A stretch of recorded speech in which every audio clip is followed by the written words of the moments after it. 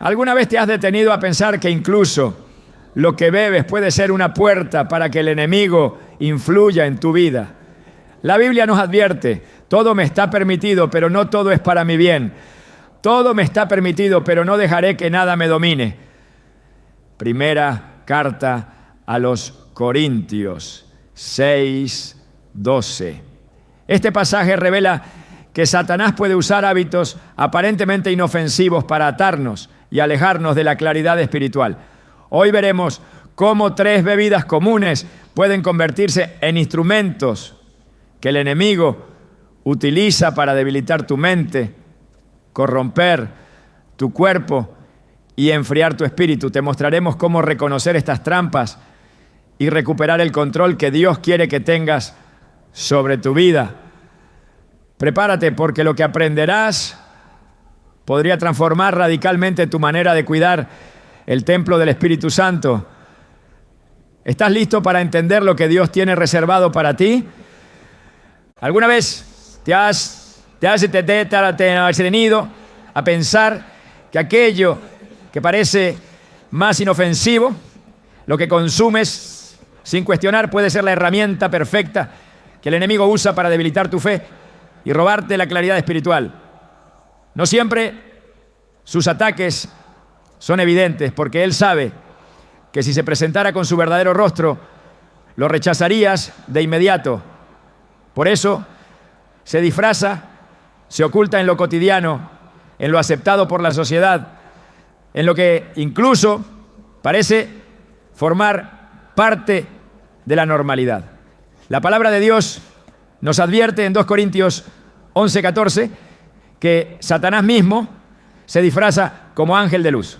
Y esto significa que sus métodos no siempre son oscuros y grotescos, sino que muchas veces parecen atractivos, comunes e incluso necesarios para nuestra rutina diaria. Hoy vamos a profundizar en cómo 3 bebidas muy comunes que probablemente ya conoces pueden ser parte de ese plan sutil para atraparte, manipular tu mente y apartarte del propósito de Dios.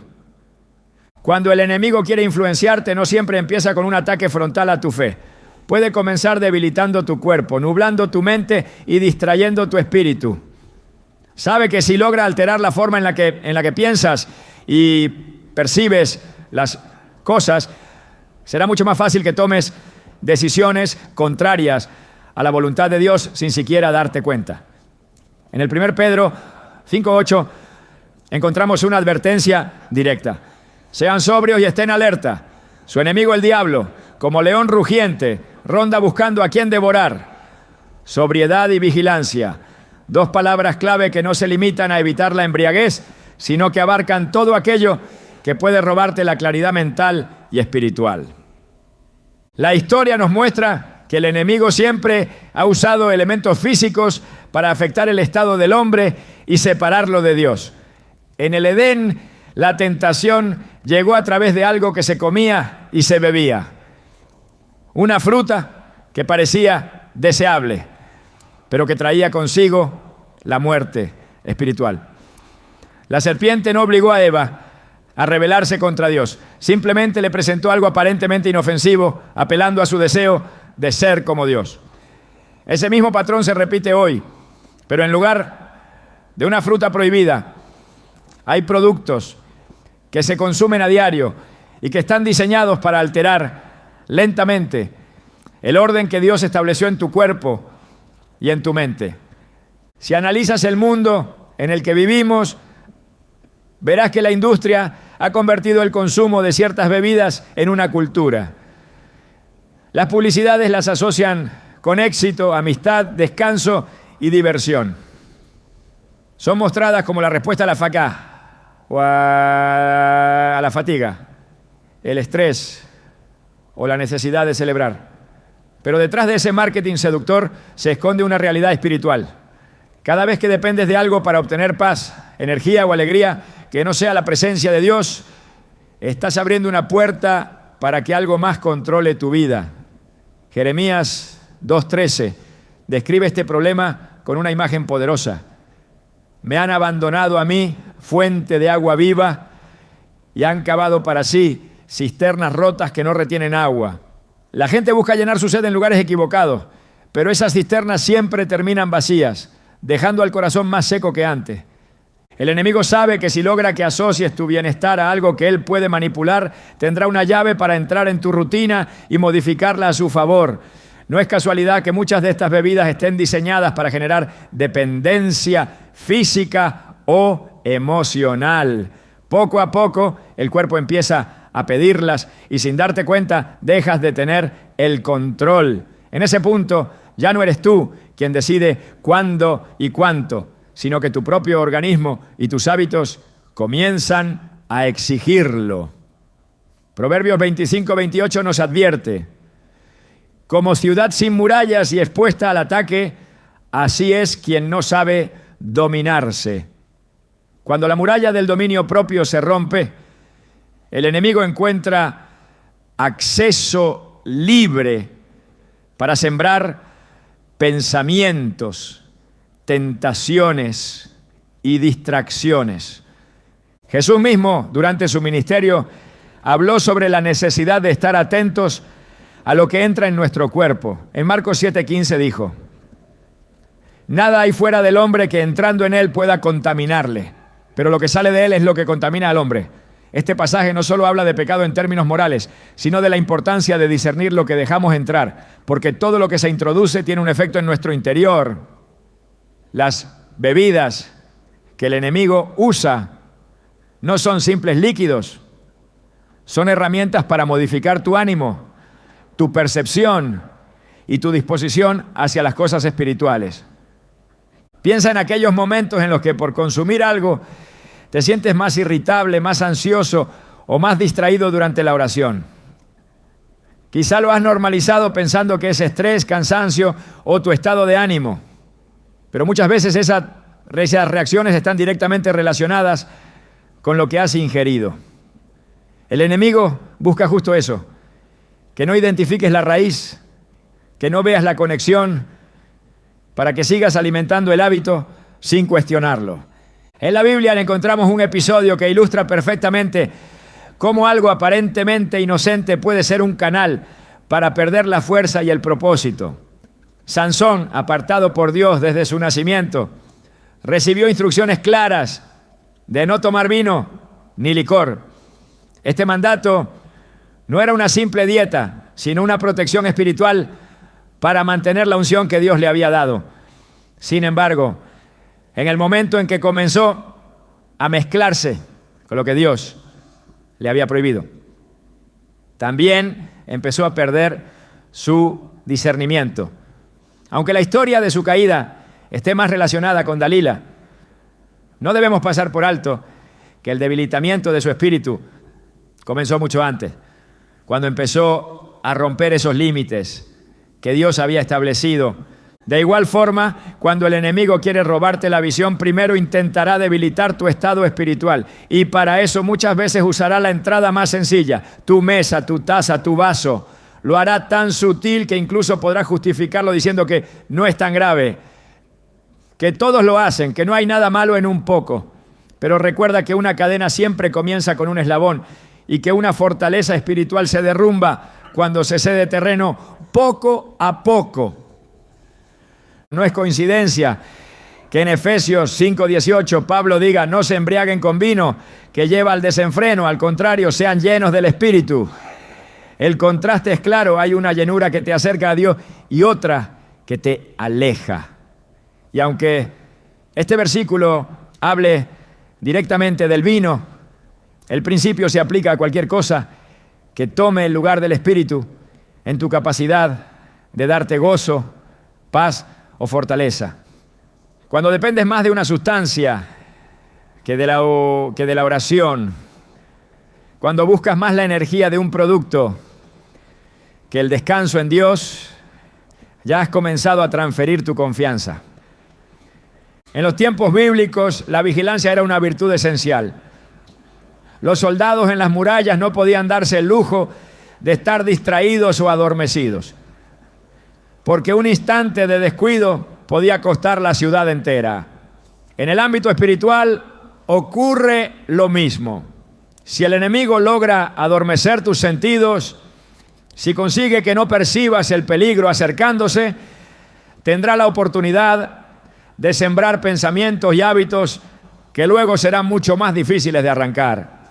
Algunas de las bebidas que consumimos hoy tienen justamente ese efecto: alterar el estado de alerta, cambiar la forma en que procesamos las cosas, hacerte más vulnerable a emociones descontroladas o a una mente saturada.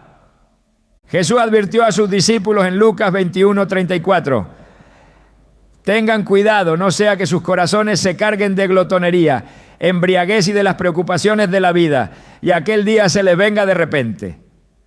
Esta advertencia es más profunda de lo que parece.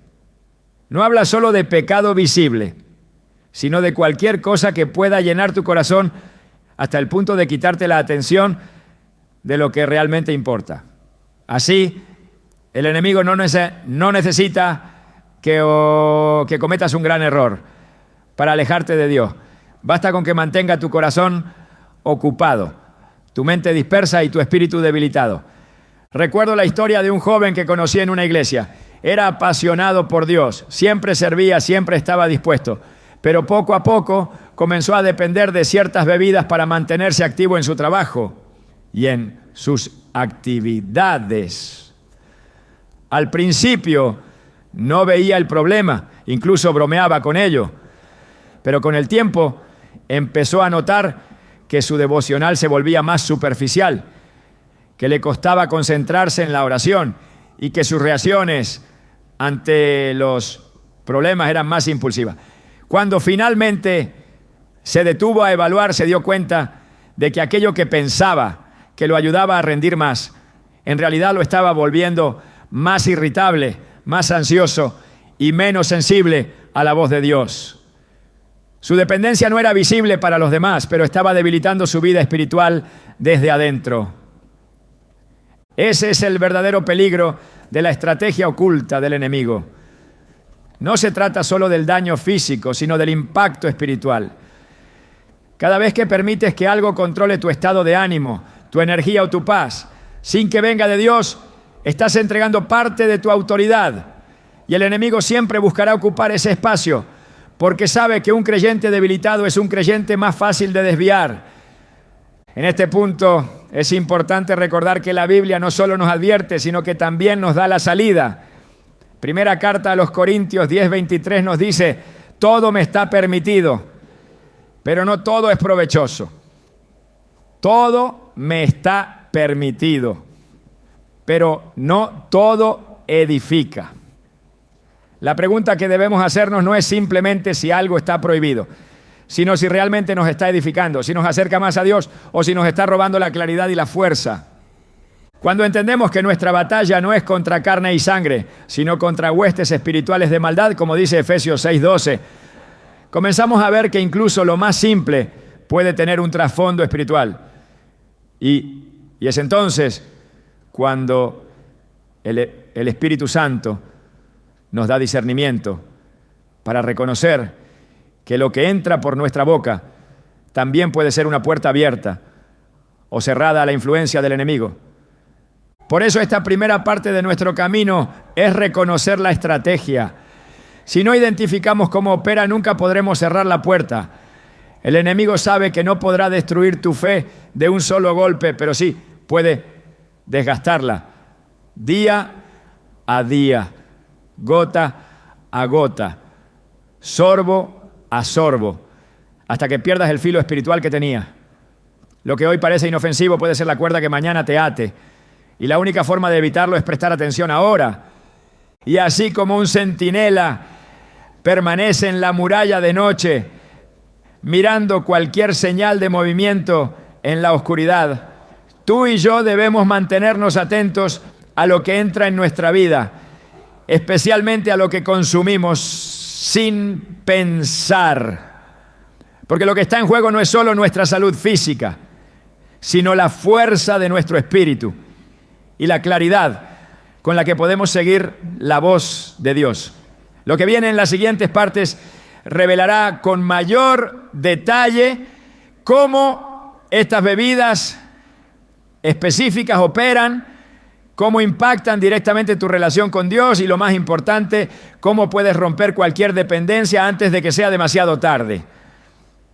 Mantente atento, porque lo que entenderás más adelante puede ser la clave para cerrar definitivamente una de las puertas más sutiles que Satanás ha usado en tu vida.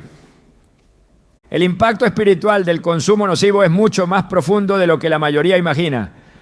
No se trata únicamente de lo que estas bebidas pueden provocar en el cuerpo, sino de cómo afectan la mente, el corazón y la capacidad de mantener una comunión ininterrumpida con Dios.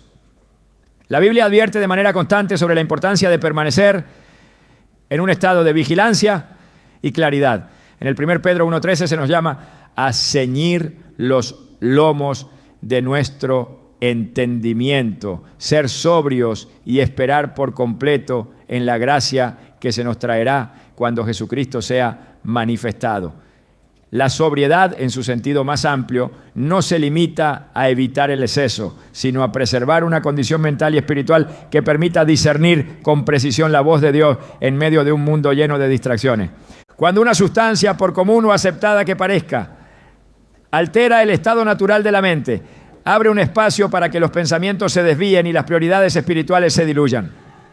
El enemigo busca aprovechar cualquier momento en que la atención del creyente esté debilitada para sembrar pensamientos, emociones o deseos que conduzcan al pecado. Jesús advirtió en Mateo 26:41: velad y orad para que no entréis en tentación. El espíritu a la verdad está dispuesto, pero la carne es débil. Aquí se nos revela que la carne, cuando es debilitada por hábitos nocivos, se convierte en un terreno fértil para que la tentación encuentre lugar. El consumo de ciertas bebidas no solo puede provocar dependencia física, sino que también condiciona la forma en que el alma reacciona ante la dirección del Espíritu Santo.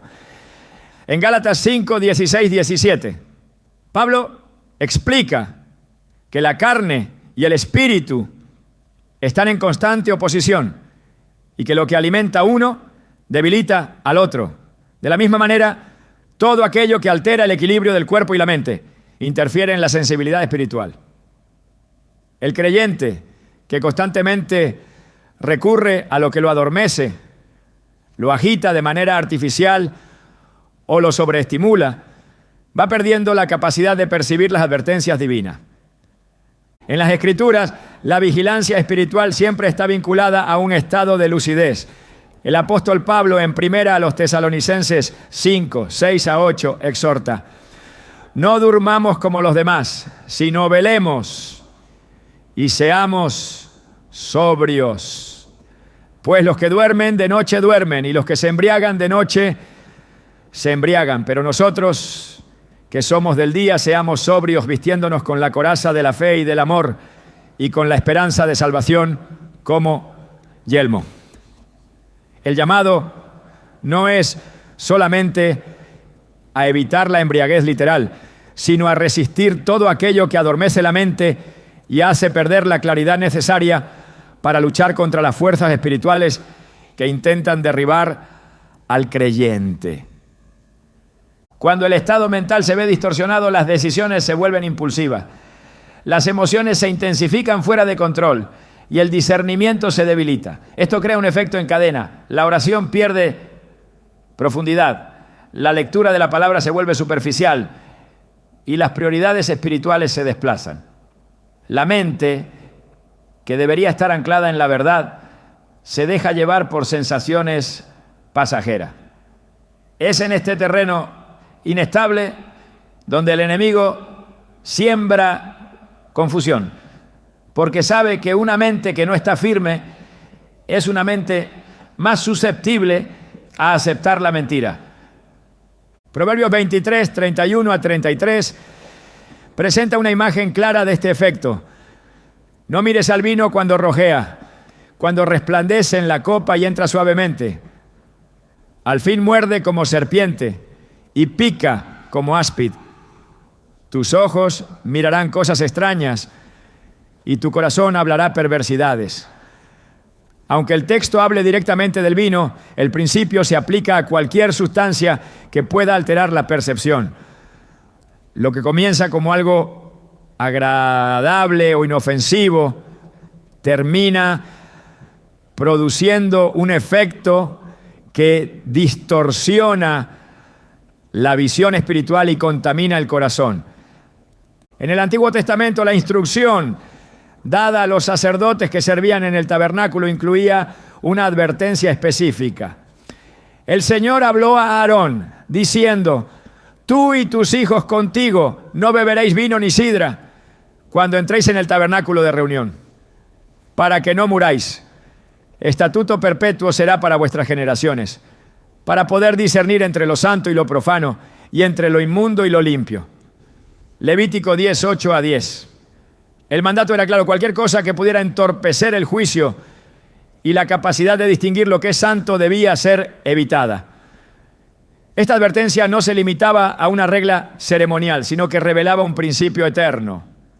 El discernimiento espiritual requiere una mente libre de toda influencia que la nuble o distorsione. En la vida espiritual el enemigo no siempre intenta destruir de manera directa.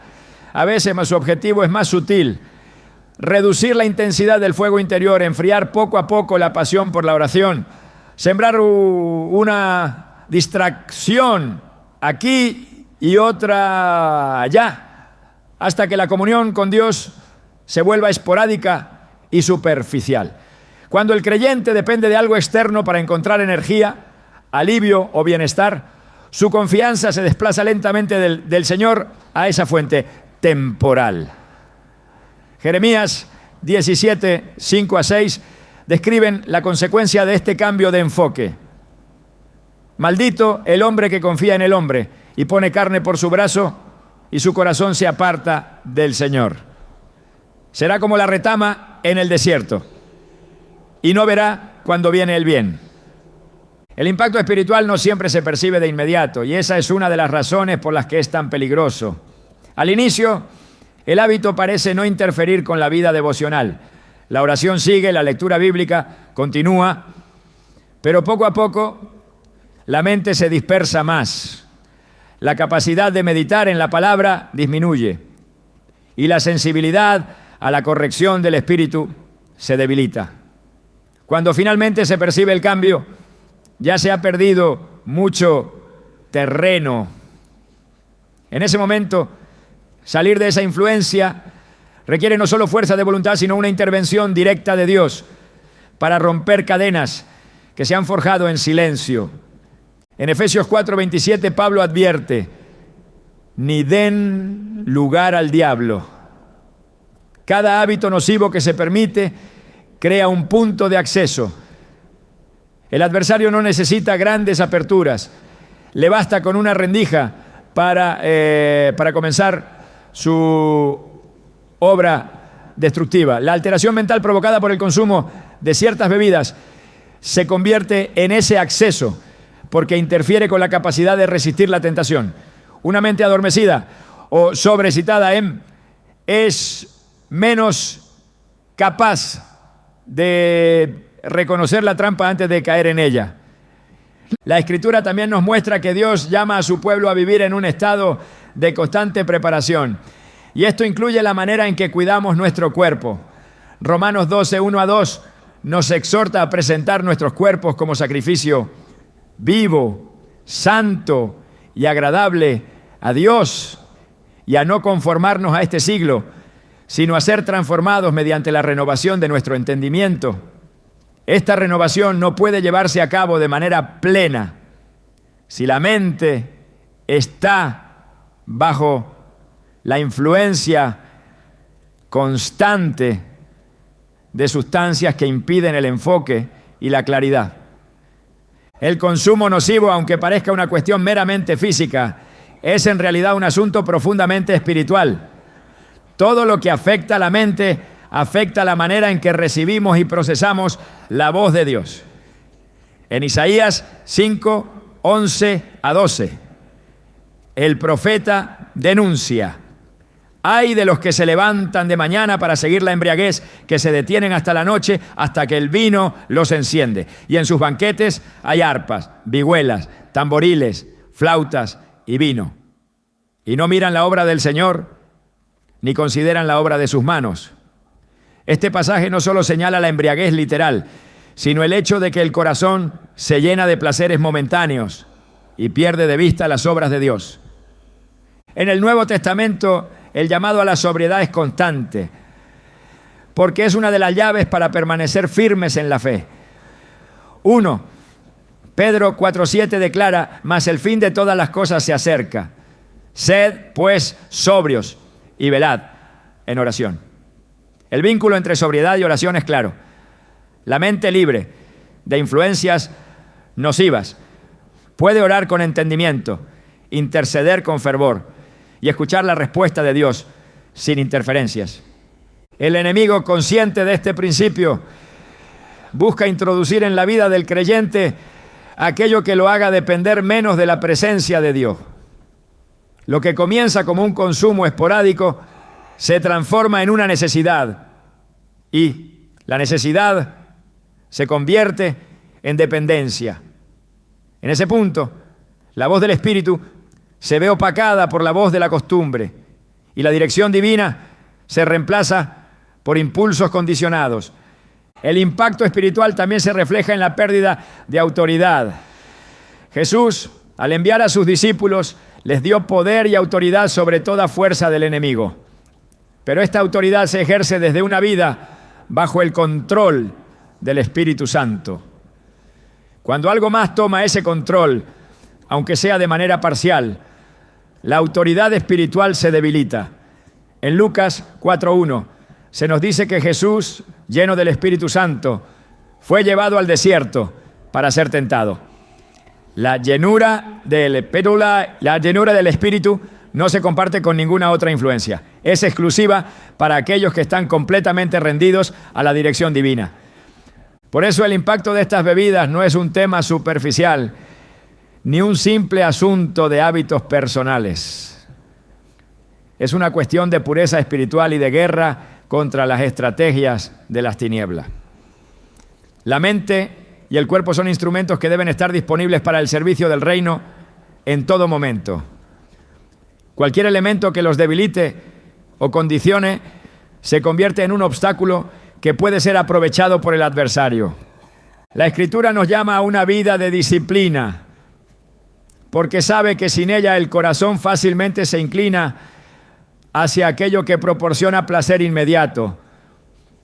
Tito 2:11 enseña: porque la gracia de Dios se ha manifestado para salvación a todos los hombres, enseñándonos que, renunciando a la impiedad y a los deseos mundanos, vivamos en este siglo sobria, justa y piadosamente. La gracia no solo perdona, sino que instruye y capacita para vivir de una manera que agrade a Dios en cada aspecto, incluyendo lo que se consume. El impacto espiritual del consumo nocivo se convierte entonces en una batalla por la mente y el corazón. El enemigo busca alterar el terreno donde la palabra debe ser sembrada, porque sabe que una mente saturada o perturbada tendrá más dificultad para retener la semilla. Marcos 4:19 describe cómo los afanes de este siglo, el engaño de las riquezas y las codicias de otras cosas, entran y ahogan la palabra, haciéndola infructuosa. Entre esas otras cosas pueden encontrarse los hábitos que parecen pequeños, pero que se vuelven lo suficientemente fuertes para desplazar la prioridad de buscar a Dios con todo el corazón. La solución no está en un esfuerzo humano aislado, sino en una entrega total al Espíritu Santo, permitiendo que Él limpie, renueve y fortalezca cada área. Filipenses 4:8 nos ofrece la clave para mantener la mente en el lugar correcto. Todo lo que es verdadero, todo lo honesto, todo lo justo, todo lo puro, todo lo amable, todo lo que es de buen nombre, si hay virtud alguna, si algo digno de alabanza, en esto pensad. Una mente que medita en lo que agrada a Dios será más resistente a cualquier hábito que intente apartarla de ese enfoque. El impacto espiritual del consumo nocivo no debe subestimarse. Afecta la claridad, la autoridad, la sensibilidad al espíritu y la firmeza en la fe. Si no se reconoce y se confronta, abre puertas que el enemigo no dudará en utilizar. El llamado de Dios es claro: mantenernos sobrios, vigilantes y plenamente dependientes de su espíritu, para que ninguna influencia temporal robe la plenitud de la vida que Él ha preparado. La vigilancia comienza con decisiones diarias, y cada decisión en favor de la sobriedad es un muro que se levanta contra las estrategias de las tinieblas. En esa protección se halla la libertad para servir a Dios con un corazón indiviso y una mente completamente enfocada en su voluntad. La conexión entre el cuerpo y el templo del Espíritu Santo es una de las verdades más poderosas que la Escritura nos revela.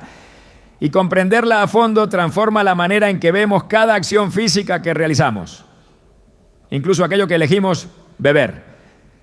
En 1 Corintios 6, 19 a 20, se nos recuerda con absoluta claridad: ¿o no saben que su cuerpo es templo del Espíritu Santo, que está en ustedes, el cual tienen de Dios, y que no son suyos? Porque han sido comprados por precio. Glorifiquen, pues, a Dios en su cuerpo y en su espíritu, los cuales son de Dios. Este no es un simple recordatorio, sino una declaración que redefine la identidad del creyente. Nuestro cuerpo no es propiedad personal sobre la que podemos ejercer un dominio absoluto sin consecuencias espirituales, sino un santuario donde la presencia de Dios habita y como tal debe ser cuidado, protegido y mantenido en condiciones que honren a aquel que lo habita.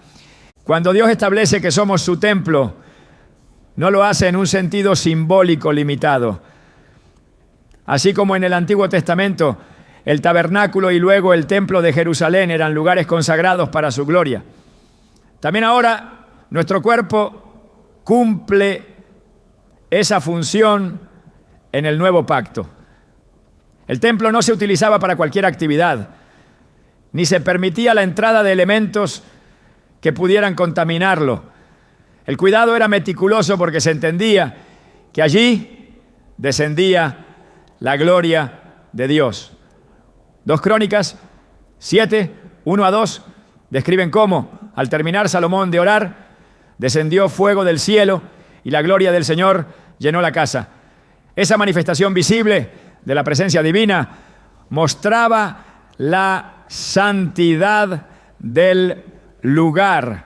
De igual manera, aunque hoy la gloria no descienda en forma de fuego físico, la presencia del Espíritu mora en nosotros con el mismo carácter sagrado.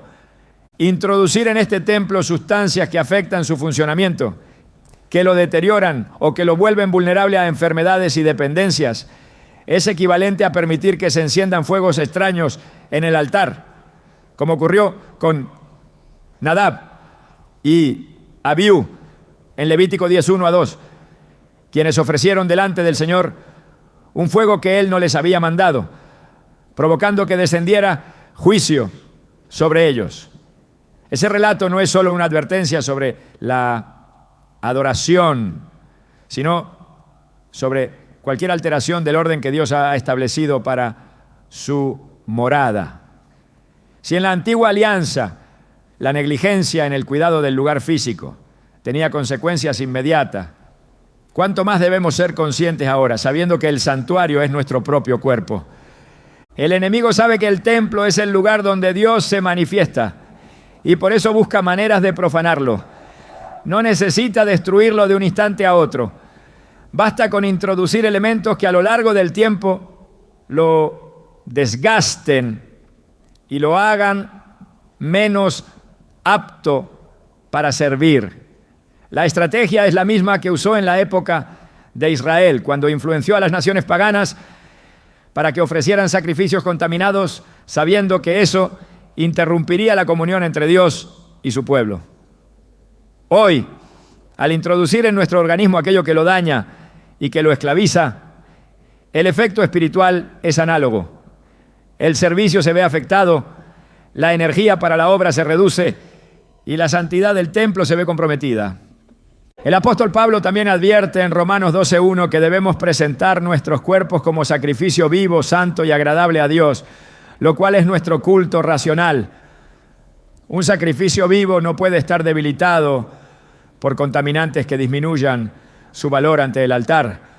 Así como en el sistema de sacrificios del Antiguo Testamento se requerían animales sin defecto, Dios espera que nosotros cuidemos nuestro cuerpo para que esté en las mejores condiciones posibles para su servicio. Esto no significa una perfección física inalcanzable, sino una disposición consciente de no introducir en él lo que sabemos que compromete su integridad y su función como morada del Espíritu. En el ministerio de Jesús, el cuidado del cuerpo también se relaciona con la capacidad de llevar a cabo la misión. Jesús caminaba grandes distancias, enseñaba por horas y estaba siempre disponible para quienes lo necesitaban. Aunque la Escritura no detalla aspectos de su alimentación o bebida, sí deja claro que no permitió que nada interfiriera con su obediencia al Padre. Cuando fue tentado en el desierto, en un momento de gran hambre y de debilidad física, no cedió a la propuesta de convertir piedras en pan para saciarse, porque entendía que no solo de pan vivirá el hombre, sino de toda palabra que sale de la boca de Dios. Mateo 4:4. Este principio enseña que, aunque el cuerpo necesita sustento, nunca debe gobernar las decisiones espirituales. Las bebidas que Satanás utiliza para influenciar al creyente no solo afectan el estado mental, como ya hemos visto, sino que también deterioran el organismo, debilitando así el templo de Dios. Un cuerpo debilitado se convierte en un terreno fértil para el desánimo, la falta de constancia y la disminución de la efectividad en el servicio. Cuando el cuerpo está afectado, la mente y el espíritu también sienten el impacto. Por eso, Proverbios 4:23 instruye: sobre toda cosa guardada, guarda tu corazón, porque de él mana la vida. En el contexto bíblico, el corazón representa el centro de la vida y cuidarlo implica proteger todo lo que lo alimenta, ya sea físico, emocional o espiritual. El templo de Jerusalén tenía guardias que vigilaban las entradas para evitar que personas o cosas impuras ingresaran. Esa misma vigilancia es la que el creyente debe ejercer sobre sí mismo, protegiendo cada puerta por la que algo puede entrar, ya sea a través de los sentidos o de lo que ingerimos. En Isaías 52:11 se lee: apartaos, apartaos, salid de allí, no toquéis cosa inmunda, salid de en medio de ella, purificaos, los que lleváis los utensilios del Señor. Aunque originalmente dirigido a los que regresaban del exilio, este llamado a la pureza aplica con igual fuerza a quienes llevan consigo el testimonio de Cristo en su propio cuerpo. Cuidar el templo no es una simple cuestión de disciplina personal, sino un acto de adoración. Cada decisión en la que elegimos lo que edifica sobre lo que daña es un sacrificio presentado en el altar de Dios. Primera carta a los Corintios 10:31 lo resume así: si pues comen o beben o hacen otra cosa, háganlo todo para la gloria de Dios. Esto significa que incluso la elección de lo que se bebe debe pasar por el filtro de la gloria divina. Si una bebida afecta la salud, la mente o la comunión, no puede glorificar a Dios, y mantenerla en la vida es un acto contrario al propósito para el cual fuimos redimidos. En el servicio del tabernáculo, el sacerdote debía estar en condiciones óptimas para ministrar.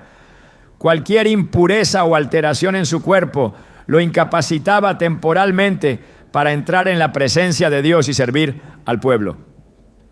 Esto no era una formalidad sin sentido, sino un principio espiritual. Lo que representa a Dios debe reflejar su santidad. Hoy, cada creyente, como sacerdote del nuevo pacto, es llamado a mantener ese mismo nivel de consagración. 1 Pedro 2:9 declara que somos linaje escogido, real sacerdocio, nación santa, pueblo adquirido por Dios. Y como tal, cada aspecto de nuestra vida, incluyendo el cuidado físico, debe alinearse con esa identidad.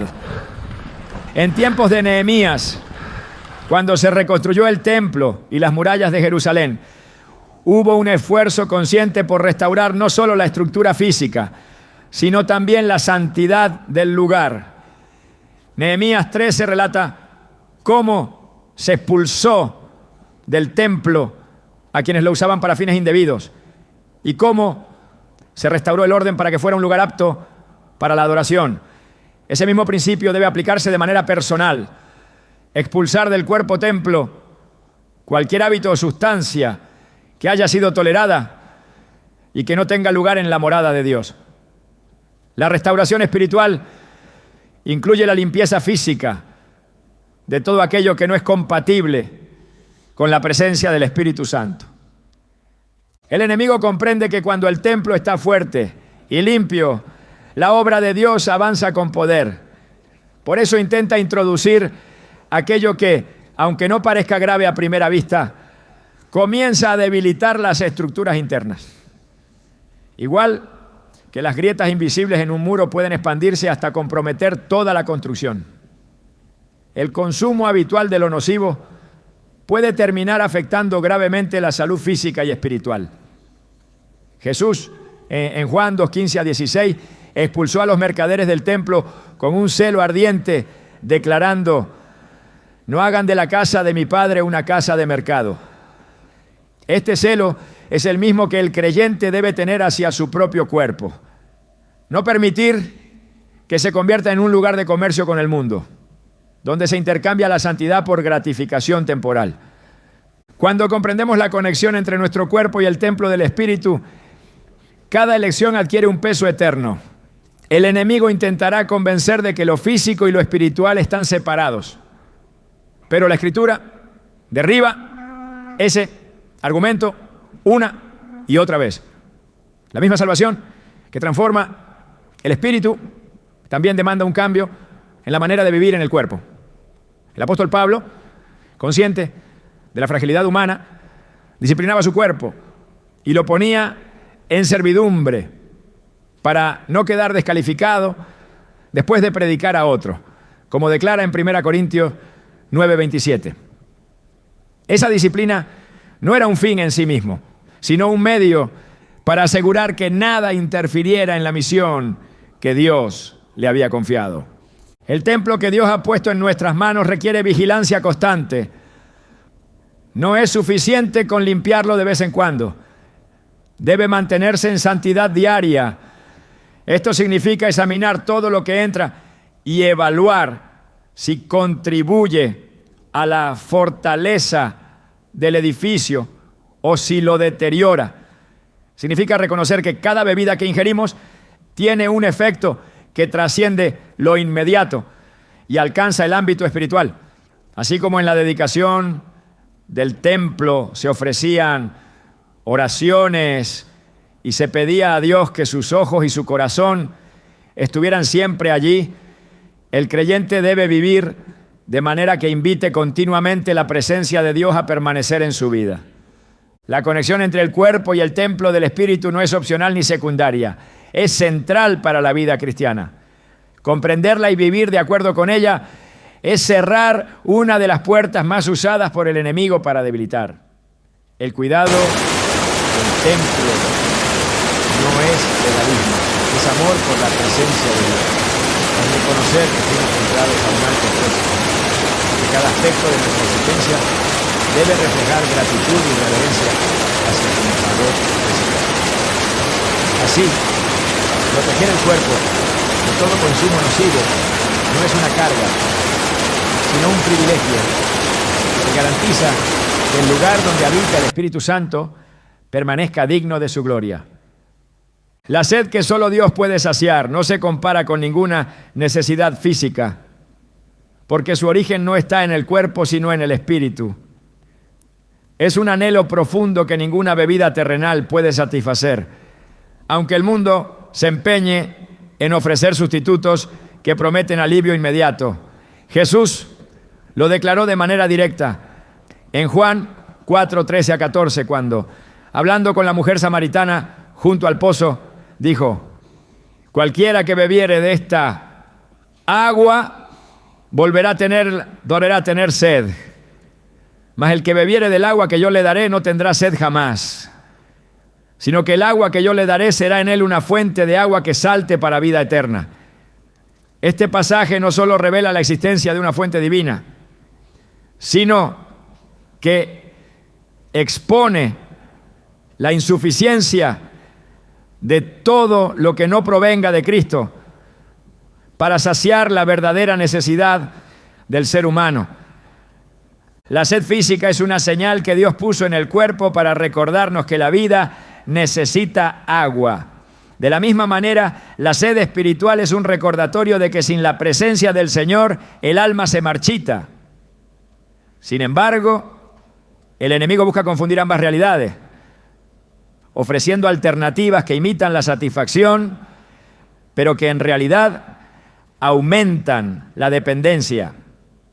Así como el agua contaminada puede parecer cristalina, pero envenenar lentamente, las bebidas que Satanás utiliza pueden parecer refrescantes y energizantes, pero corrompen la fuente interior, dejando el espíritu seco y la comunión con Dios debilitada. En Isaías 55:1 resuena un llamado eterno: a todos los sedientos, venid a las aguas, y a los que no tienen dinero, venid, comprad y comed. Venid, comprad sin dinero y sin precio vino y leche. Este ofrecimiento de Dios es radicalmente distinto a las ofertas del mundo. No está condicionado a recursos humanos ni a logros, sino a la disposición de acercarse a Él. Cuando el corazón acepta este llamado, la sed es saciada desde la raíz, porque la fuente que Dios da no se agota ni depende de estímulos externos. El enemigo intenta mantener al creyente buscando en otro lugar lo que solo Dios puede dar. Presenta bebidas que prometen calma, energía o alivio momentáneo, pero que en realidad solo producen un ciclo de sed continua. El cuerpo puede acostumbrarse a esa dinámica, y el espíritu, al no recibir el agua viva, entra en un estado de aridez que afecta la oración, el discernimiento y la fortaleza para resistir la tentación. En Jeremías 2:13, el Señor reprende a su pueblo por este mismo error. Me dejaron a mí, fuente de agua viva, y cavaron para sí cisternas rotas que no retienen agua. Esta imagen es clara. Cualquier intento humano de almacenar satisfacción fuera de Dios está destinado al fracaso, porque la estructura misma está rota. En el desierto, el pueblo de Israel experimentó sed física y Dios les proveyó agua de la roca. Pero ese milagro, registrado en Éxodo 17:6, tenía un mensaje más profundo. La roca simbolizaba a Cristo, como lo explica 1 Corintios 10:4. Todos bebieron la misma bebida espiritual, porque bebían de la roca espiritual que los seguía, y la roca era Cristo. El agua física calmó la necesidad momentánea, pero el acto mismo apuntaba a la provisión eterna que solo Cristo podía dar. Cuando el pueblo se quejaba y buscaba soluciones por su cuenta, caía en descontento y rebelión. Cuando bebía del agua que Dios daba, encontraba descanso y dirección. El patrón se repite en la vida espiritual. Cuando el creyente acude a fuentes humanas, termina insatisfecho y agotado. Cuando bebe de Cristo, recibe fortaleza para seguir adelante. Las bebidas que el enemigo promueve actúan como sustitutos engañosos. no solo afectan el cuerpo, sino que moldean la mente para creer que esa es la manera de encontrar alivio. La sed espiritual, en lugar de llevar al altar de Dios, es desviada hacia costumbres y hábitos que no edifican. En Apocalipsis 22:17, la voz final del Espíritu y la esposa dicen: el que tiene sed, venga, y el que quiera, tome del agua de la vida gratuitamente.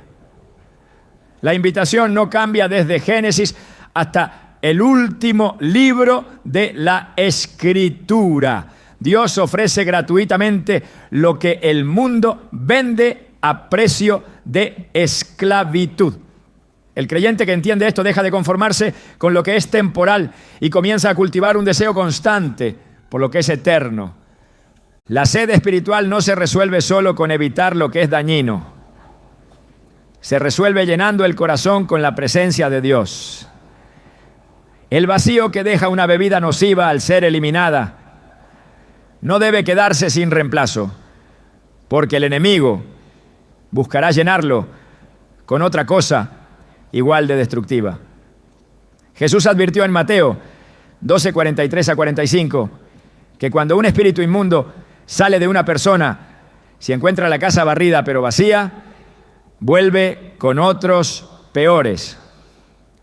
Este principio espiritual se aplica también a los hábitos. Cuando se elimina uno dañino, se debe ocupar ese espacio con aquello que proviene de Dios para que no haya lugar a un regreso. El salmista expresó esta realidad en Salmos 42, 1-2.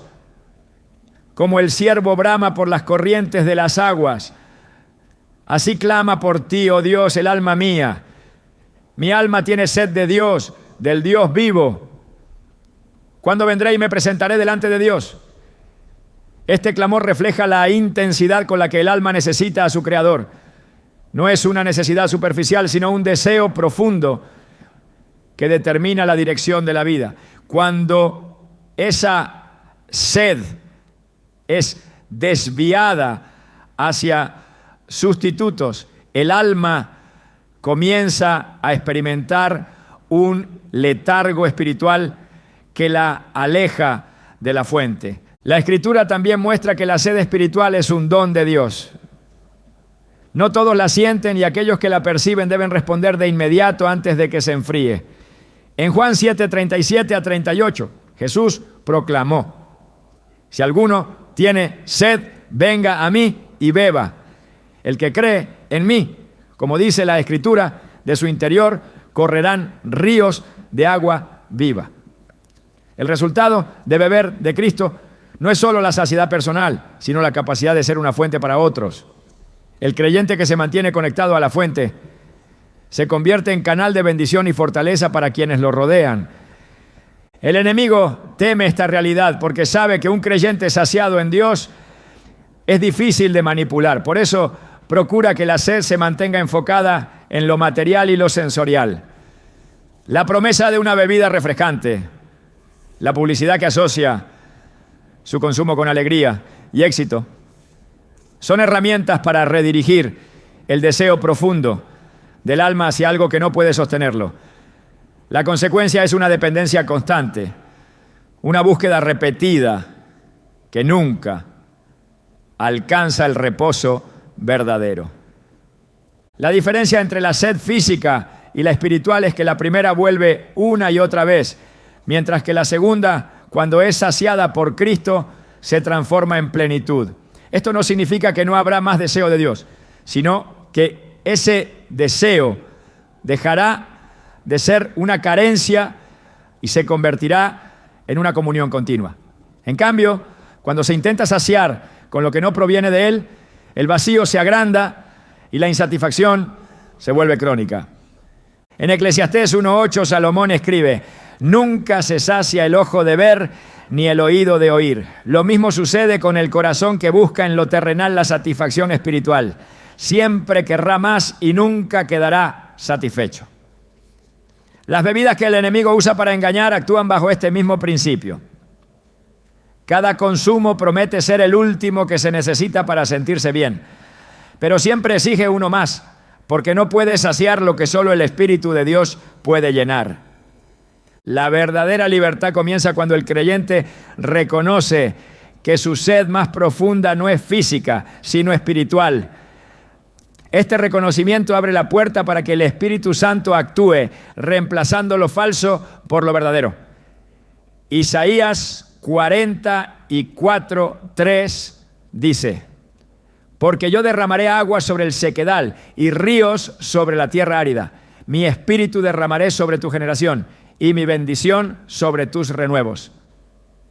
El agua que Dios da no es solo para el momento, sino para producir fruto y vida a largo plazo. La sed que solo Dios puede saciar es en realidad una invitación constante a depender de Él. Mientras el mundo ofrece sustitutos que se agotan y destruyen, el Señor ofrece una provisión que fortalece y purifica. Resistir las ofertas engañosas del enemigo no es simplemente un acto de disciplina, sino una elección de comunión. Es decir, con cada decisión, prefiero la fuente eterna a la cisterna rota, el agua viva al líquido que me ata, la plenitud del Espíritu a la dependencia de lo que se acaba. Cuando esta decisión se hace firme, las estrategias de Satanás pierden poder. No porque deje de intentar, sino porque su oferta ya no resulta atractiva para un corazón que ha probado la bondad del Señor. El Salmo 34:8 declara: gustad y ved que es bueno Jehová, dichoso el hombre que confía en él. Quien ha bebido del agua viva no necesita ser convencido de que nada más puede igualar su sabor. Así, la sed que impulsa al mundo hacia lo que destruye se convierte para el creyente en un motor que lo lleva a buscar a Dios más intensamente. Cada vez que se presenta la tentación de recurrir a lo nocivo, el corazón que entiende esta verdad recuerda que ninguna bebida terrenal podrá jamás hacer fluir ríos de agua viva desde su interior. Solo Cristo puede hacerlo, y en Él se encuentra la única respuesta para una sed que es eterna en su naturaleza. Hay señales que revelan cuando una bebida ha pasado de ser algo esporádico a convertirse en una influencia que domina la vida. La Escritura advierte que de aquello que uno es vencido, de eso mismo es hecho esclavo. 2 Pedro 2:19. Y esta verdad expone que la esclavitud no siempre se presenta con cadenas visibles. Puede comenzar con una costumbre tolerada que lentamente condiciona el cuerpo y la mente hasta hacer que la persona dependa de ella para sentir estabilidad o satisfacción. Cuando la mente comienza a justificar su consumo, minimizando sus efectos o ignorando las advertencias del espíritu, se está ante una señal de dominio. La dependencia no es solo física, sino espiritual. El corazón confía en esa sustancia para obtener algo que debería buscar únicamente en Dios. Jeremías 17:9. Recuerda que engañoso es el corazón más que todas las cosas y perverso. ¿Quién lo conocerá? Y por eso es posible convencerse de que todo está bajo control, aun cuando en realidad se ha cedido terreno. Otra señal se manifiesta cuando la ausencia de esa bebida provoca irritabilidad, ansiedad o una sensación de vacío. En esos momentos el enemigo ya ha logrado instalar un patrón de reacción que lo convierte en una fortaleza espiritual.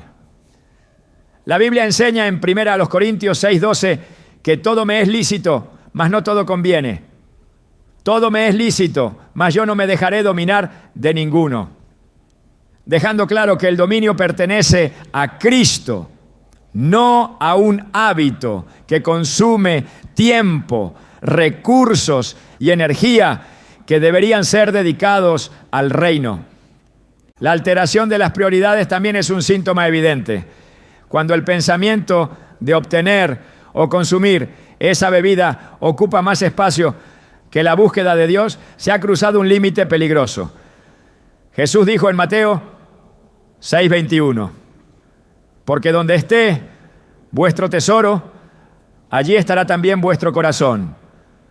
Si el tesoro está en algo temporal, el corazón seguirá ese camino y se apartará poco a poco de lo eterno.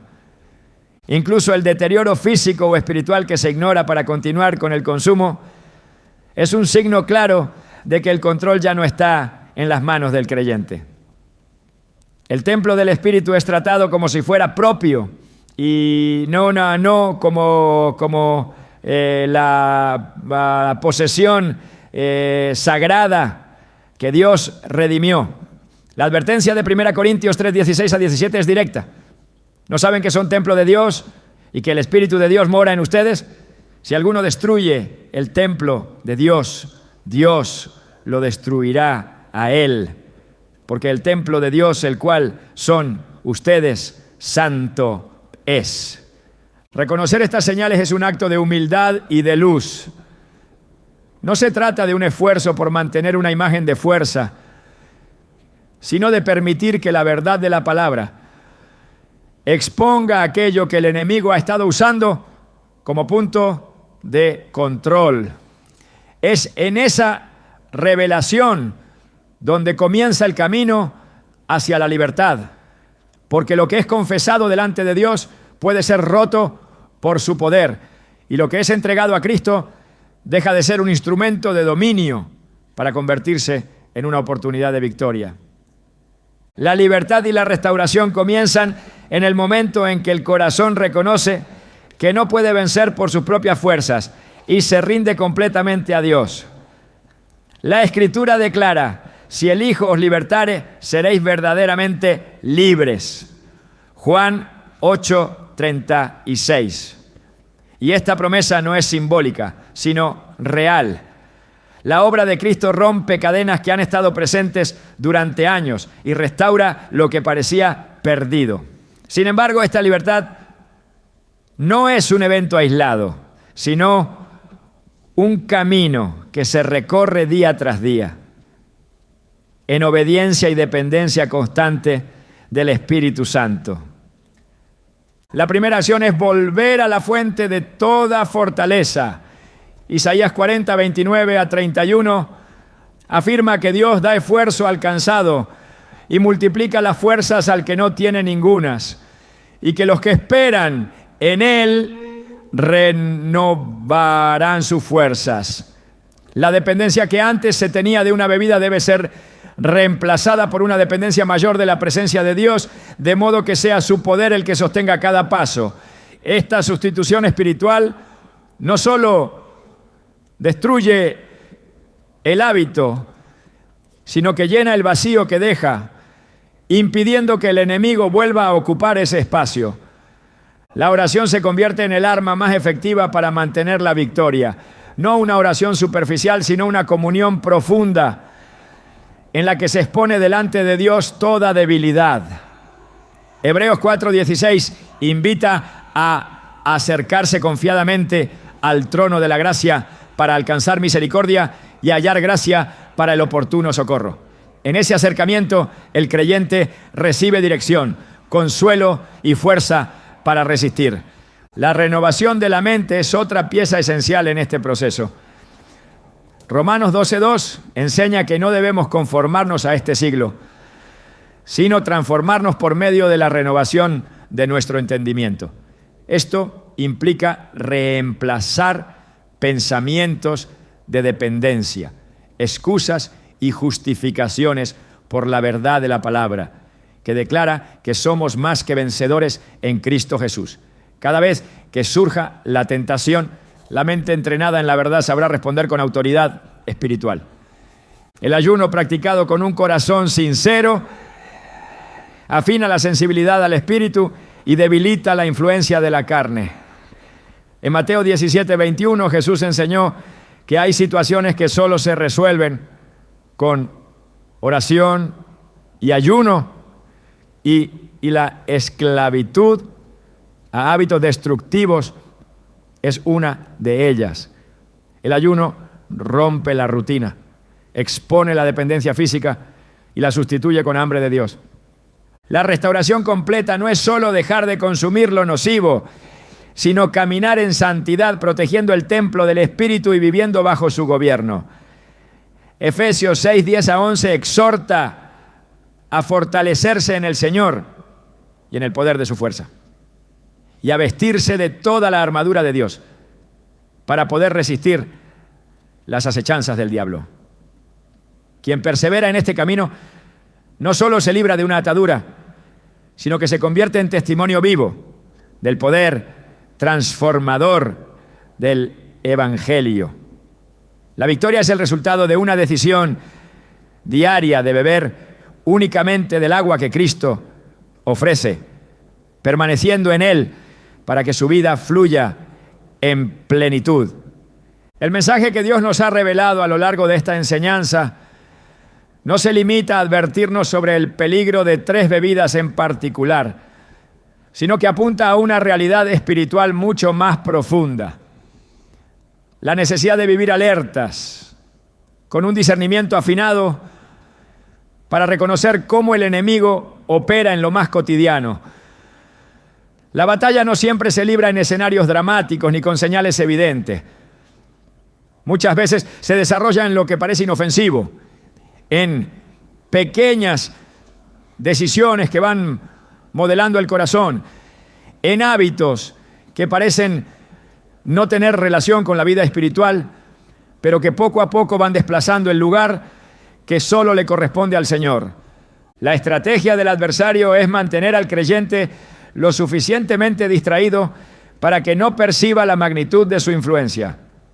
Si logra que los sentidos estén adormecidos, que el espíritu esté a medias y que la mente esté dividida, no necesitará una confrontación directa para frenar el avance del reino en esa vida. Por eso la advertencia de Efesios 5:15 a 16 cobra tanta fuerza. Mirad pues con diligencia cómo andéis, no como necios, sino como sabios, aprovechando bien el tiempo, porque los días son malos. No se trata solo de evitar el mal, sino de caminar con tal sabiduría que no dejemos resquicios para que lo sutil se convierta en dominio. En esta conclusión, el llamado es a comprender que las armas del creyente no son únicamente defensivas, sino también ofensivas. No basta con resistir la influencia de lo nocivo. Es necesario ocupar el terreno con lo santo, llenar la mente con lo que edifica y establecer un ambiente espiritual donde el enemigo no encuentre acceso. La adoración genuina, la meditación constante en la palabra y una vida de obediencia no son prácticas opcionales, sino la atmósfera natural de un templo donde el Espíritu Santo habita con plenitud. Es aquí donde se revela un principio poderoso. Cada vez que rechazamos una oferta engañosa del mundo, no solo protegemos nuestra vida, sino que debilitamos una estructura de mentira que el enemigo intenta mantener. Al decidir no participar de aquello que contamina, no solo se gana una batalla personal, sino que se da testimonio a otros de que es posible vivir en libertad y pureza. Así, la decisión individual se convierte en una proclamación del señorío de Cristo en áreas que la sociedad ha normalizado, pero que el reino de Dios expone como contrarias a su naturaleza. También es vital entender que la victoria sobre estas influencias no es un punto final, sino un punto de partida.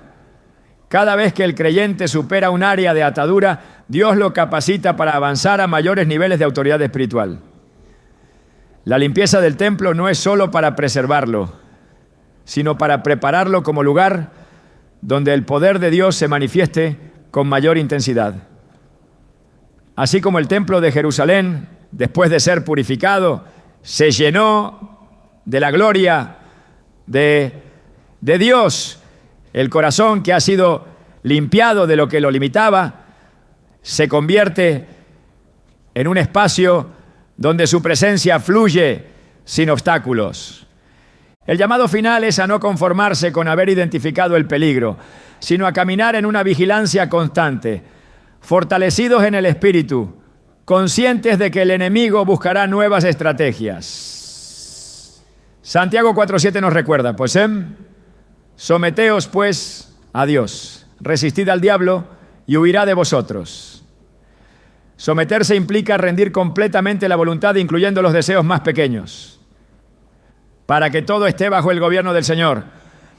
Resistir es permanecer firmes, no solo en momentos de tentación evidente, sino en la constancia diaria que construye un carácter invencible frente a lo sutil. Quien elige esta senda experimenta algo que el mundo no puede imitar: la paz de saber que su vida no está controlada por hábitos, sustancias ni influencias externas, sino guiada por la voz del Espíritu Santo. Esa paz no es frágil, porque no depende de circunstancias y no se agota, porque proviene de la fuente eterna. En este estado, el creyente no solo se mantiene firme, sino que se convierte en un portador de libertad para otros, una luz que revela la falsedad de las ofertas del enemigo y que dirige a las almas sedientas hacia la única fuente que sacia para siempre, Jesucristo.